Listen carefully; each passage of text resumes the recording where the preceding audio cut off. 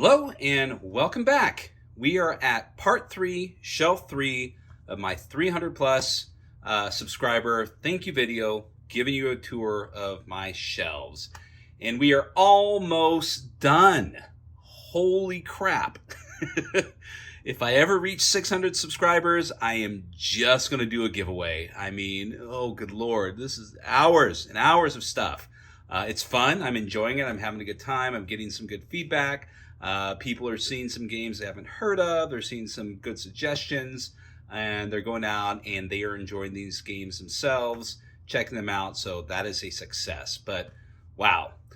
So yes, third shelf of the part 3. So I apologize for those of you with sensitive ears. If there's a humming in the background, that is my AC. It is hot as hell today. As mentioned in other videos, this is out in the garage, so it's very warm.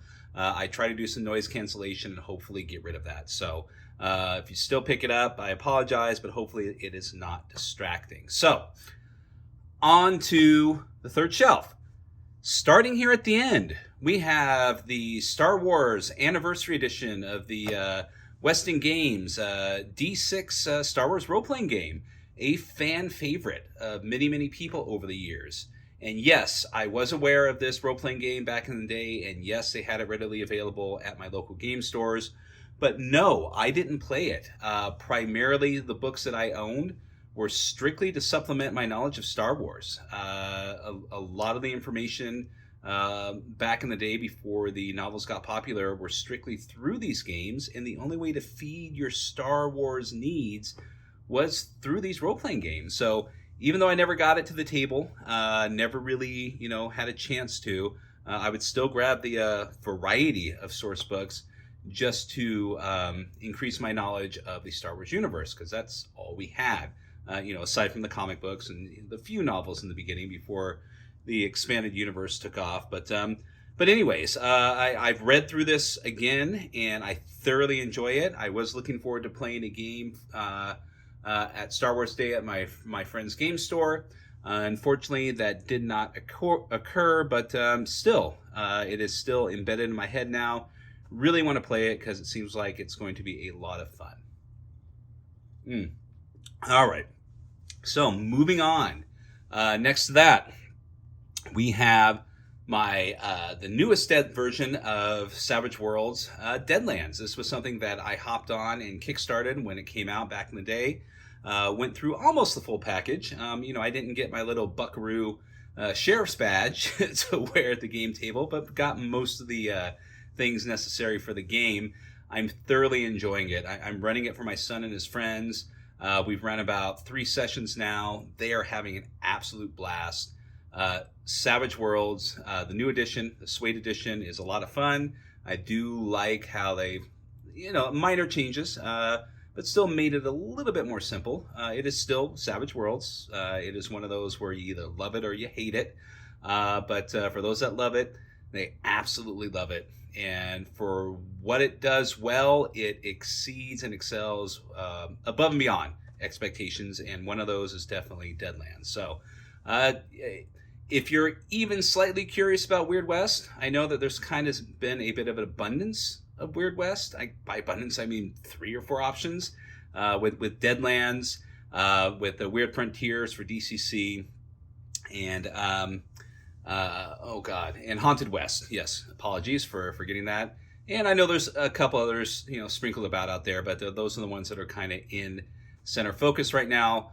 But all of those are fantastic. All those are great. Still awaiting my Weird Frontiers to arrive someday. Deadlands is definitely worth the investment. And you don't need all of this, but know that there are plenty of bells and whistles to it. And of course, speaking of that, here's the new Savage Worlds core rule book for Savage Worlds at the SWADE edition, newest version. Next to that is their kind of all-in-one bells and whistles box set.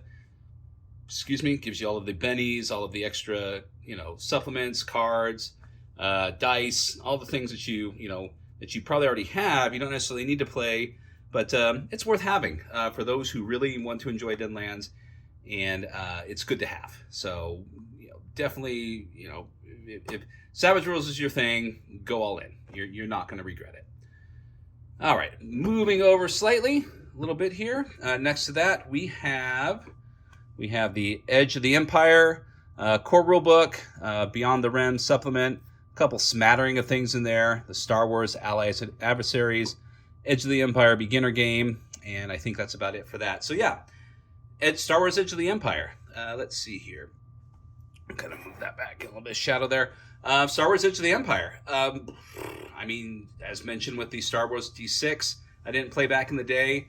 There's, the D20 Star Wars and all that. This, generally speaking, was my, not really introduction to Star Wars role-playing game. There was some other one I played, but anyways, not going to go back into that. But, using the Genesis rule system, it is absolutely superb. It was one of those things where when I first started with it, kind of like the Conan 2D20 thing, it took a while to sink in. But, once those training wheels came off and you really got into the game, the dice just does absolute magic. Especially playing with the Edge of the Empire.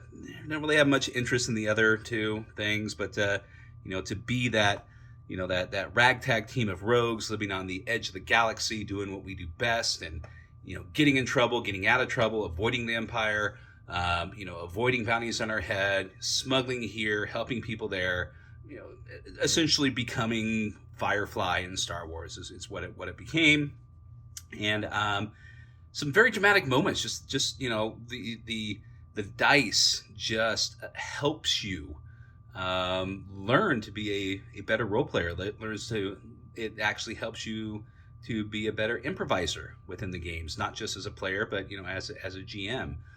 They do some of the heavy lifting for you, but it also helps carry you through a lot of things rather than just rolling a 20, saying you succeed, and then you've got to fill in the gaps.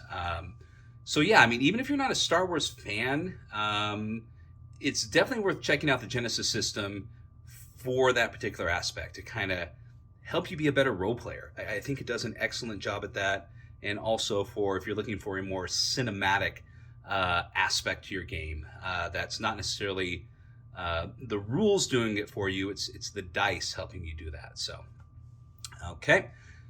Carrying on, over here we have a variety of John Carter of Mars books, and there's some dice up here.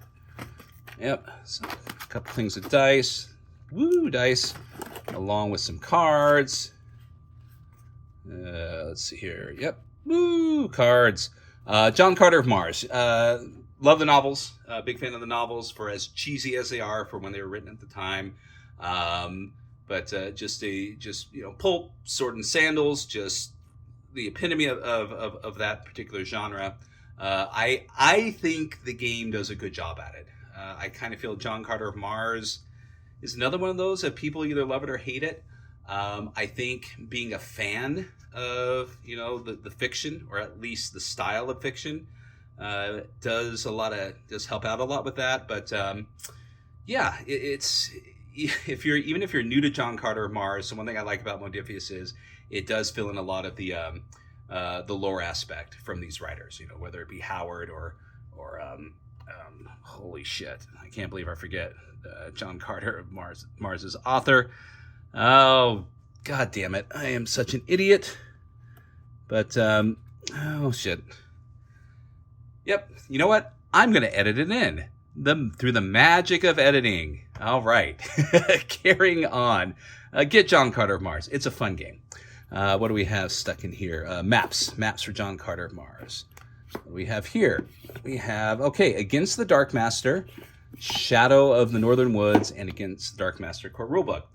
So, what is this? This doesn't look like the hardback.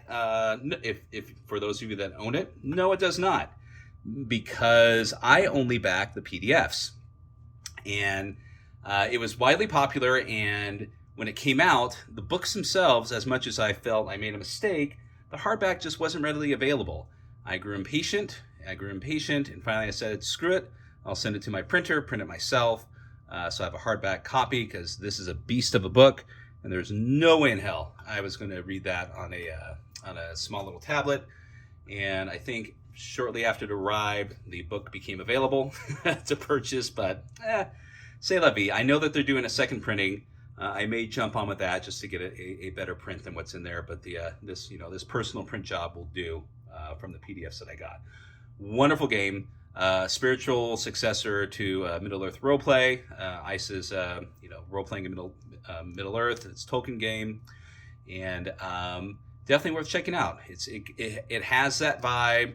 It borrows extensively from it without it being a blatant ripoff. And it rocks. And I believe that there's an awesome hard rock soundtrack that you can go on their website to accompany it. So yes, this one's going to be a quick shelf, thankfully. There's most of the books here. There's not a lot of small ones, and there's a lot of collections. So we're going to breeze through this one. Okay, Firefly, the role-playing game. This came after Serenity, the role-playing game, and I'm not familiar with Serenity. I feel like that this came after to kind of fix some of the things that people didn't like.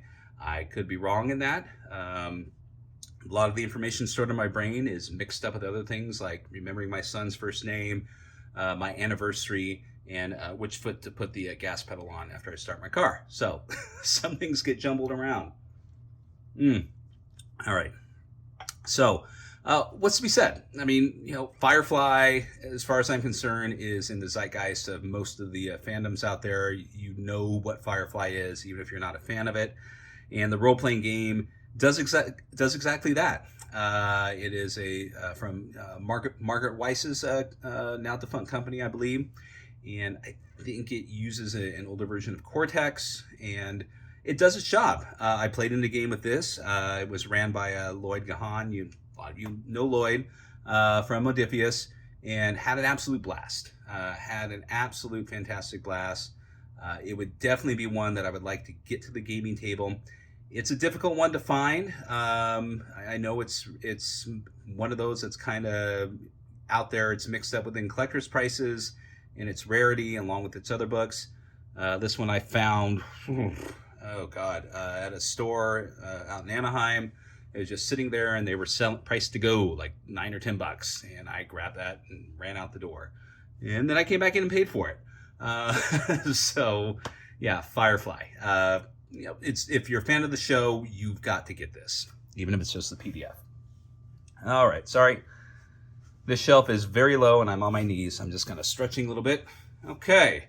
DarkSun. This is my reprint from a DriveThru RPG of the box set, of the second edition box set role-playing game for DarkSun. Not going to talk too much about it. If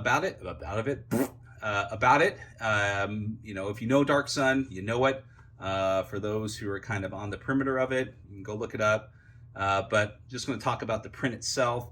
It is worth getting. Like all of the reprints for the box sets, there's some give and take with it.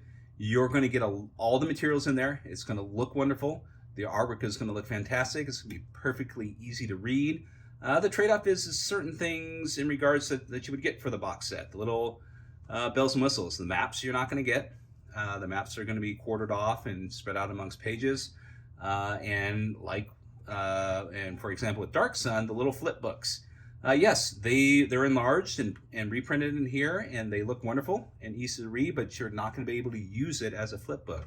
So that's a trade-off. But it's well worth to get to pay for it as your price of entry into DarkSun if you're wanting to play or repurchase the game that you sold or gave away years ago without going out and spending $80, $90, $140 for the actual box set, depending on its condition. So we will slide right over here a little bit, and here we are, 4th edition collection of books. I did not play 4th edition when it came out. 4th edition was kind of in that in-between time where I wasn't playing too many role-playing games. I was doing several other things, focusing on, this and that, and just not necessarily I didn't want to play. I was still reading the role-playing game books. I still had a few, but I was, looking at other role-playing games, but just didn't really have anyone to play with at the time. and life does its thing, and you just you need to temporarily set these things down and focus on what's in front of you, and then come back to them later. Fourth edition was one of those ones that I wanted to come back to later.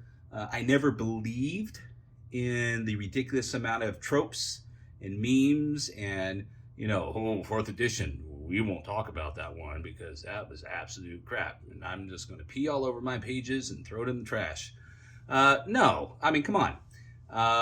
The game itself, as far as the rule set, is a perfectly serviceable rule set. Mechanically, it functions well. The system is great. Does it give you that old D&D feeling you used to get from third, second, first, basic, old, original?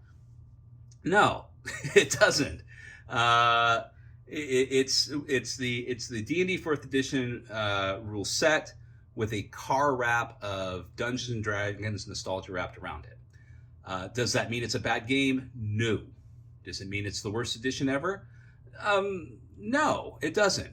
All the editions have issues. All the editions have issues. A lot of things are looked back with rose-colored glasses, just like people will do with 5th edition. 5th edition has its own problems, mechanically speaking, I should say. But yeah, I haven't got it to the table yet, but I've read through quite a bit of it. I enjoy it. I do feel maybe 4th edition, is a particular game that came too soon. That I feel if people actually go out and give it the time of day now, they may find they enjoy it. Even though it's going to be a different feeling of Dungeons and Dragons, they may have a good time with it. I'm not saying go out and start a 4-year campaign, but play a few one-shots, play a few scenarios, give it a chance. Don't listen to your cousins, brothers, friends, nephews, sons, aunts, uncles, wife, who said that this is absolute crap, and you just want to agree with them because you want to join into the club. Stand apart, be different. Go out and buy 4th edition, play it, enjoy it, and if you don't, then I don't know, blame Keith. Anyways, moving on. Let's see. I think we're good with that. Okay, the Menzoberranzan, the famed city of the Drow, revealed at last. This was a birthday present for my son, who had asked for it. He got very much and still into the Underdark, the Drow. He discovered the Dritz books, did book reports on them, and and he's was 13 at the time. Perfect age for those books. None of the Dungeons and Dragons books, I don't care what they are any form or shape of high literature, and don't let anyone tell you otherwise. But also, don't let anyone spoil your fun. They're fun reads. That's what they're meant to be. They're meant to be enjoyed, and they're not necessarily meant to want to make you create a doctoral dissertation about the writings of these authors and the stories told. They're glorified adventure modules. I mean, that's what they're designed to be. They're designed to ignite your imagination to a certain point, and then go out and buy the Menzoberranzan Box Set. I found this for a steal on eBay. This thing goes for ridiculous amounts of money, but I can see why for everything that you get inside of it. It is a fantastic box set, one of the better setting box sets of 2nd edition, in my opinion. I mean, secondary to the popular ones like, Forgotten Realms and whatnot. But yeah, I mean, you can forget the upper world.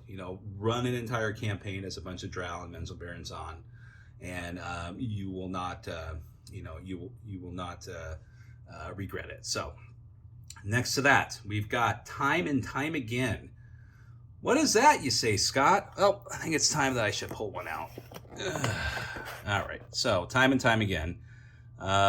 This is a time traveling game. It is a classic time traveling game that probably a lot of people, other than role-playing game historians and scholars, or people older than me, may know about. But it's a time traveling game. You're essentially going back in time to, if if I remember correctly through my page through, you're going back to either correct mistakes in time or make sure certain events occur the way that they're supposed to. But you're not supposed to have any direct influence or any changes within the historical aspects within the game. It was popular for its time, I think, for its short amount of time that it was in the spotlight. But there's some nostalgia involved in it. There's some historical aspects, regarding it, and the game design and whatnot. It's one of those that I picked up because there's some historical significance to it within within the history and lore of role-playing games and our hobby, and also it was because it was ridiculously cheap, and I was, screw it. I go to my counselor, Pookie, say, Pookie, what is this game? Is it worth getting? And I will get a very quick yes or no. And then from there, if the price still remains good, I will, decide at that time to either grab it or not. So time and time again, is it worth getting? If you're one of those people that, like I said, you want to take a look into the past and see what games were like back in the day, and learn from what it did well, learn from its mistakes. Yeah, absolutely. All right, let's see here. Okay. All right, what do we got here? Make sure that light's still shining. All right, Faraway Land. Whoops, there's that shadow. Oh, don't want to piss off Michael. All right, we'll reach over here. Oh, there's still that shadow, so too bad. Deal with it. Is it going to get out of the way? Okay, Faraway Land. This is the recent entry for Dirk Stanley's Faraway Land series. This is Adventures in the Materiosphere. This is his venturing from his version of fantasy and taking off into the stratosphere, into outer space. I back this. I will back anything that he does, much like a couple others, but unfortunately, I haven't had a chance to read it. There's a lot of material in the stuff that he produces, and it's produced well. It's just there's just so many other things that I've been involved recently that I haven't had a chance to do it. But maybe when I take the flight to Gen Con, that might be a good time to sit down with it and give it a good read. So I can't really have much to say about it, other than I'm sure it's going to be excellent. All right. So let's see here. Can I reach down here without getting the shadow? No, screw it. Deal with the shadow. All right, the Gongfarmer's Almanac 2020. Wow, huh. What happened that year? I don't remember. Well, there was a Gongfarmer's Almanac. Look at this beast. Look at this beast. Yep, this is what you get. This is just a compendium of DCC goodness that comes out every year. You can get it in this hardback. You can get it in softback. You can get a PDF. And all for affordable prices, and all chock full of everything and anything you can want to supplement your Dungeon Crawl Classics game. Get them all. Collect them all. Okay, well, hold on. I need some water. Back up. Band of Blades. I think that's another one of those I don't really think needs a lot of explaining.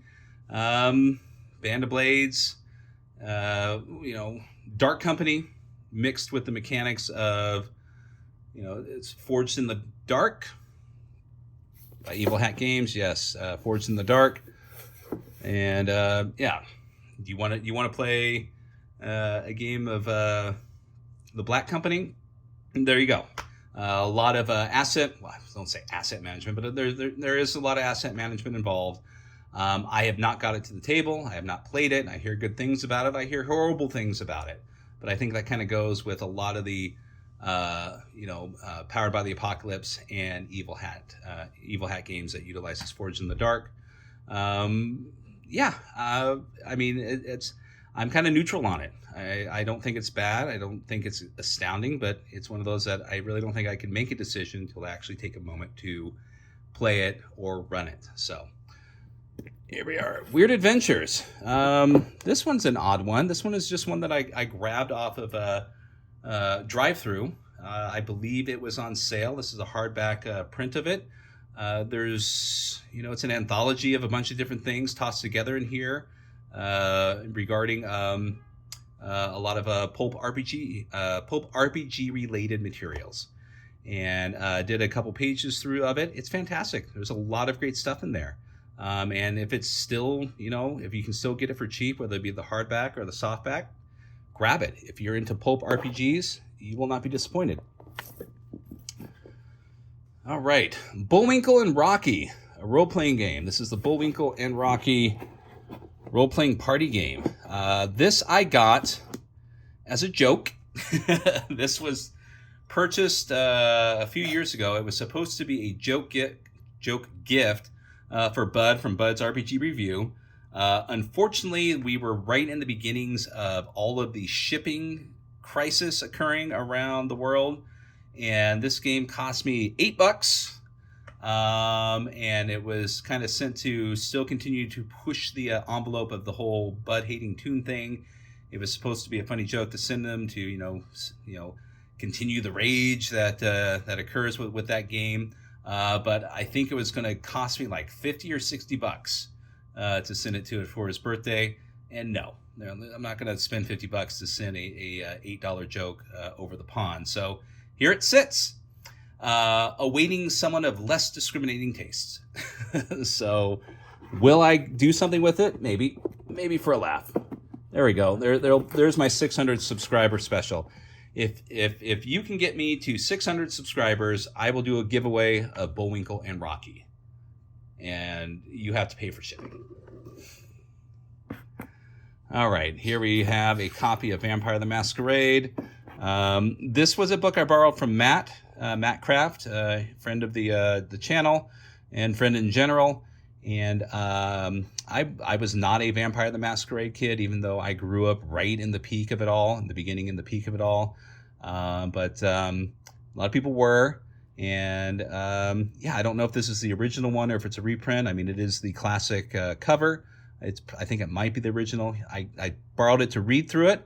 And like so many books borrowed by friends, I haven't gotten back to them yet. So someday I'll get it back to you, Matt. You've been over here once. I should have given it to you then. So maybe we'll have you back soon and I'll give it to you. The old editions of Deadlands, Deadlands Reloaded. There's the Flood, one of the campaigns for it. The Marshal's Handbook. And I don't have the player's guide or handbook or whatever it's called because it is insanely expensive. And this was before the new edition came out when I started wanting to play it again. And it still is hard to find, ridiculously expensive, but I don't see any need to get it. I'm perfectly happy with the new edition. And there's certain things that I will get even if I'm not playing, just as a collector. But I really don't have any interest in getting the old Deadlands books, especially the player's handbook or whatever it's called. So, and here at the end, here is the Book of Nod. As stated, I've never played Vampire the Masquerade. This book arrived from DriveThru RPG. Someone must have ordered a reprint, and it got mixed up in the in shipping. Contact them and said, "Hey, I didn't order this. What do you want me to do with it?" They're like, "Oopsie, keep it. We don't want it."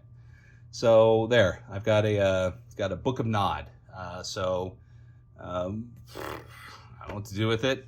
I'll hold on to it because I do not throw books out. I don't care what they are. Any orphan book is welcome on my shelf as long as they are good and play nice and the authors don't turn into raging assholes. But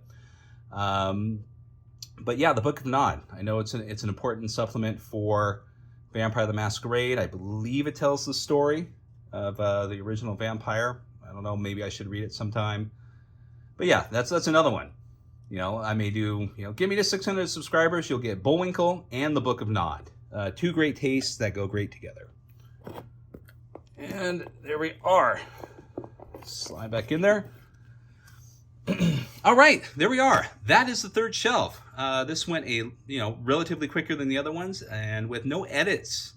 I put the red light out there and taped off the door with caution tape, so hopefully no one would come out while I'm doing this, so I can just get it done in one fell swoop. And thank you. Thank you for coming with me on this adventure through another shelf. We have one more to go. I can already see if I'm looking at it, this one's probably going to be a long one. But then after that, we'll be all done. And I can put the last video up on YouTube, make a playlist of it, and never talk of it again. So, I'm kidding. But anyways, stated, thank you for your time. And we will see you soon. Have a wonderful day, wonderful evening. Take care.